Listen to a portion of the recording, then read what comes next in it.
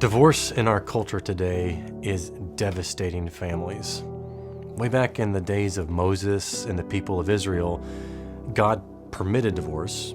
God accommodated human sinfulness, the hardness of people's hearts, for the purpose of mitigating other evils. Well, later in the time of Jesus, what was an accommodation under Moses had become the norm. So now divorce was easy and convenient. That's some of the background of Matthew 5 and 19 when Jesus addresses what was a contemporary controversy in that day. So the debate was how Jewish teachers at the time understood a particular phrase from Deuteronomy 24. It's the phrase, some indecency. So what the Pharisees asked Jesus in Matthew 19:3 confirms that the issue regarded no-fault divorce.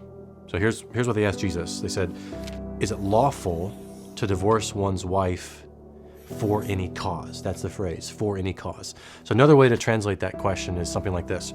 Is it lawful to divorce one's wife for any and every reason?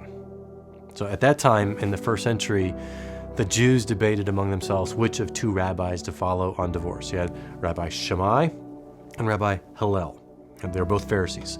So Shammai's view was a minority Jewish view at the time. According to Shammai, if a wife commits adultery, then the husband must divorce his wife. Hillel's view was a majority Jewish view at the time. According to Hillel, a husband must divorce his wife for adultery, so that's the same as Shammai. But here's the difference. He may also divorce his wife for any cause. So the grounds for divorce, according to Hillel, could be as carnal as the husband's finding a better looking woman, or as trivial as the wife's burning a meal. Again, Hillel's view was the majority view among Jews, and as you can imagine, it was a disaster for families. So the views of both Shammai and Hillel required divorce for adultery. And in contrast to those views, Jesus only permits divorce for sexual immorality. Jesus doesn't require divorce. And that means that when a spouse has a biblical ground for divorce, it doesn't mean that that couple must divorce.